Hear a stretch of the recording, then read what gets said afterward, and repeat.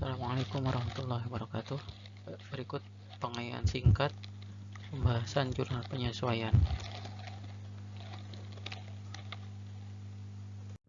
Berikut adalah nama akun-akun yang memerlukan jurnal penyesuaian di akhir periode.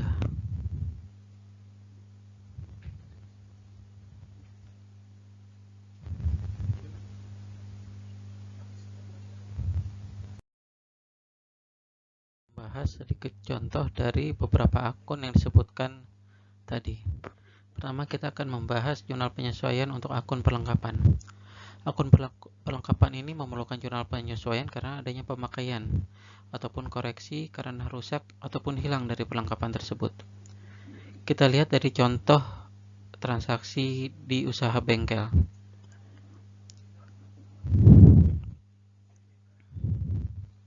Pada awal bulan, bengkel membeli perlengkapan senilai 10 juta secara tunai. Lalu pada tanggal 15, bengkel kembali membeli perlengkapan senilai 5 juta, dibayar tunai 2 juta, dan sisanya dibayar secara kredit ke toko.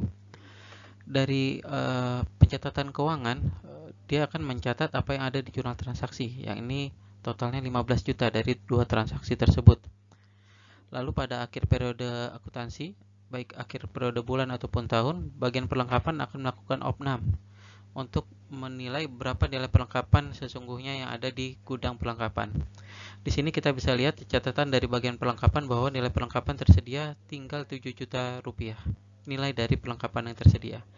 Maka dilakukan jurnal penyesuaian untuk menyesuaikan nilai yang tadinya 15 juta dengan nilai yang sesungguhnya ada di gudang. Dari nilai perlengkapan yang tersedia, lalu dari nilai awal yang ada di catatan laporan keuangan, terdapat selisih 8 juta pemakaian perlengkapan, maka nilai 8 juta rupiah itu dibebankan.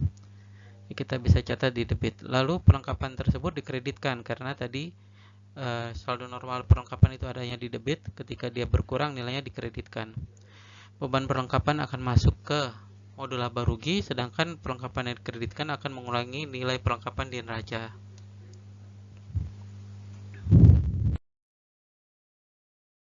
Berikutnya kita akan membahas jurnal penyesuaian untuk biaya dibayar di muka.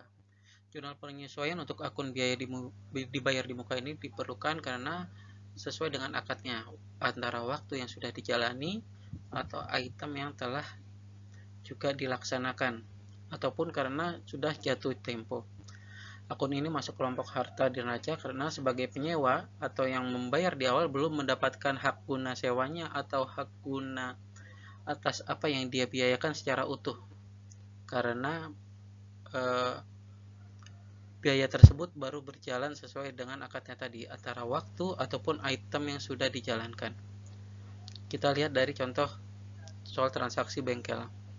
Di sini bengkel menyewa ruko senilai 36 juta untuk masa sewa 1 tahun.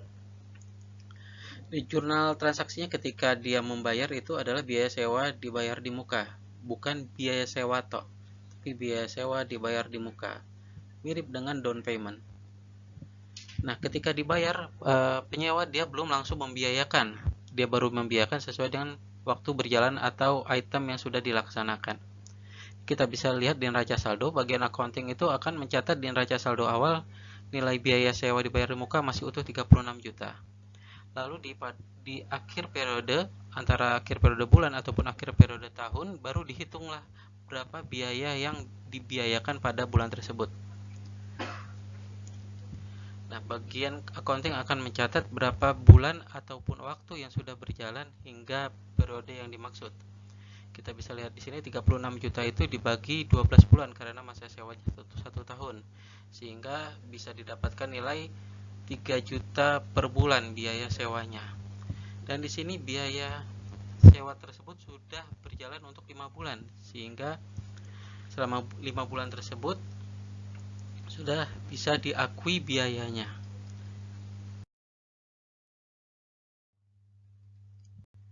Nah, 5 bulan berjalan tersebut terhitung senilai 15 juta rupiah dan biaya sewa dibayar di mukanya pun disusutkan atau disesuaikan nilainya senilai 15 juta rupiah karena tadi sudah dibiayakan senilai 15 juta rupiah.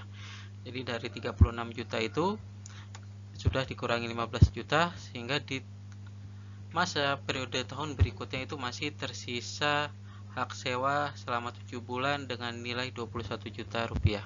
Dan 21 juta rupiah itu terus akan diabsorpsi selama perjalanan bulan hingga jatuh temponya.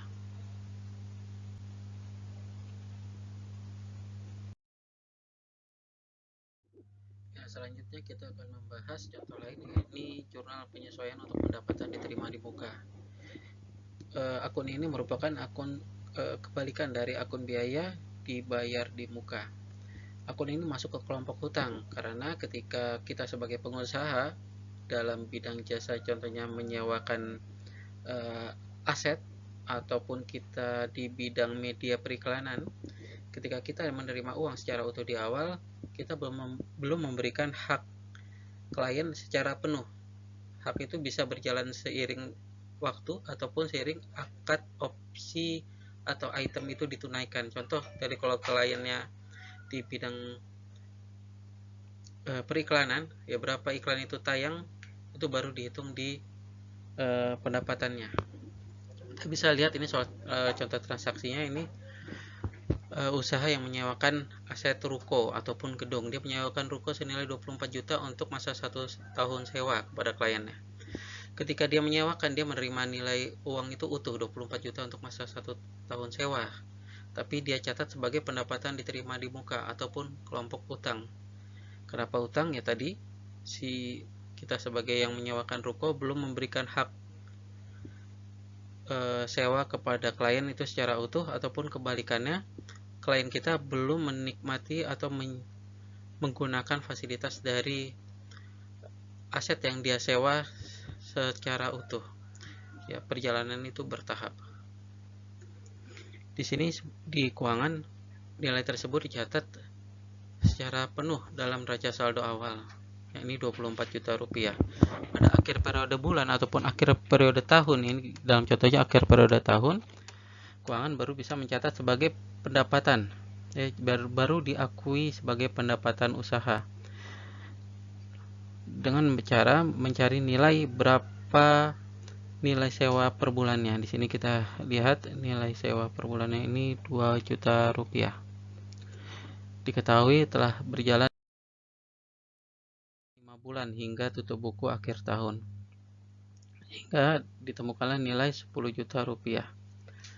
Nah, nilai 10 juta rupiah itu baru diakui sebagai pendapatan usaha, dicatat di kredit, sedangkan di debit dicatat pendapatan diterima di muka senilai 10 juta rupiah untuk mengurangi nilai saldo awalnya yang tadi 24 juta dikurangi 10 juta, sehingga masih ada nilai 14 juta pendapatan diterima di muka yang akan berjalan di tahun berikutnya.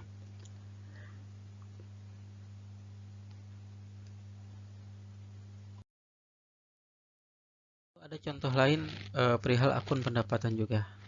Akun pendapatan yang memerlukan jurnal penyesuaian, yakni akun pendapatan yang belum diperhitungkan ketika bagian keuangan sudah melakukan perhitungan raca saldo. Biasanya di tanggal akhir periode, entah bulan ataupun tahun, itu akan ada laporan dari bagian penjualan bahwa ada pekerjaan yang sudah selesai dikerjakan, sudah ditagihkan namun belum masuk ke laporan bagian keuangan. Demikian juga pada akun ya, ketika bagian keuangan sudah mencatat atau menghitung raca saldo awal, data beban ada yang baru masuk, sehingga ini dimasukkan dalam raca saldo penyesuaian.